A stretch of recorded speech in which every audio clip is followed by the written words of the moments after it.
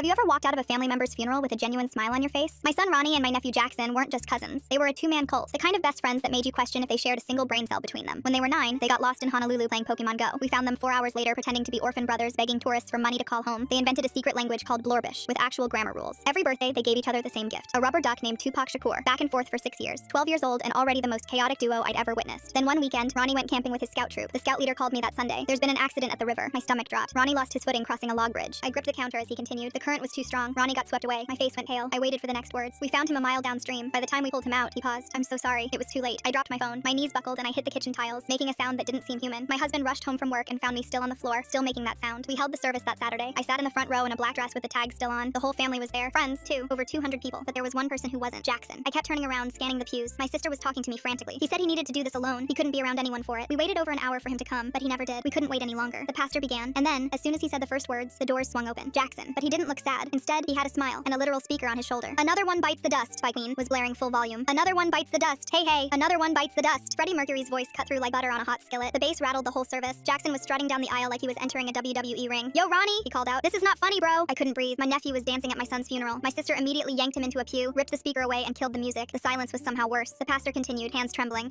Okay, we shall now start the service. But Jackson couldn't stay quiet. Every few minutes he'd yell, "You'll never beat the Irish," an inside joke between him and Ronnie, or start singing, "Give Jellyfish Fields a chance." Everyone was staring at him, angry, disappointed, confused, and in shock. But no one said a thing. No one dared to. How could they? Then suddenly, Jackson stopped making noise. He sat in silence for 20 minutes, then looked up with these teary eyes and said loud enough for everyone to hear, "He's not dead. My best friend can't be dead." Everyone's anger towards him shifted to sorrow instantly. We realized Jackson wasn't being disrespectful or playing some game. He was a 12-year-old boy drowning in denial, or so we thought. When end of the service came, everyone lined up to pass the casket. Jackson stood up too. My sister tried to grab him, but he pulled free and walked toward the front, towards the casket. The whole room tensed. What was he about to do? He reached the casket, looked down at Ronnie. His shoulders shook. Then he licked his finger and shoved his finger in Ronnie's ear. "Wet Willie," he yelled. At a funeral, to a corpse. The whole room paused. "Jackson!" I screamed, running toward him. The pastor dropped his Bible. Grandma staggered into my uncle's arms. Jackson stumbled backward, howling with laughter. I was about to tear Jackson a new one. Then I heard it. Someone said, "Wait, is Ronnie smiling?" I froze, turned back to the casket. My son's lips were twitching, corners pulling up. He was fighting a smile. Ronnie, his eyes shot up. "Goddamn Jackson, the Wet Willie? Really?" He sat up in the casket. The church exploded, screaming, crying. Grandma hit the floor. Jackson collapsed on the ground, laughing so hard no sound came out. Ronnie climbed out of the casket and grabbed him by the collar, also laughing. The pastor stood frozen like he'd witnessed an actual resurrection. I grabbed Ronnie and pulled him into me so hard I probably cracked a rib. Turns out when your son literally comes back from the dead, the first thought isn't how. It's "you're alive." I finally let go after what felt like hours. Then I grabbed both boys by the collar. "Explain, now." Jackson wiped his eyes, still wheezing from laughing. We made a bet. Ronnie said he could fake his death and make it through the whole funeral. If he won, I had to give him my PS5, the one I won at the gaming tournament. Ronnie grinned. I was so close. When I realized he had everyone fooled, Jackson said, I knew my only chain was to make him laugh. The Wet Willie was my last resort. I stared at them, these psychopaths I'd raised. "You realize," I said slowly, "we were going to cremate you tomorrow." Ronnie's smile vanished. Jackson's too. The room went silent. Ronnie looked at Jackson. Jackson looked at Ronnie. "I still want the PS5. Absolutely not." They argued about it for 3 weeks. By the way, we're suing the funeral home. What kind of idiots don't notice a 12-year-old isn't actually dead for 48 hours?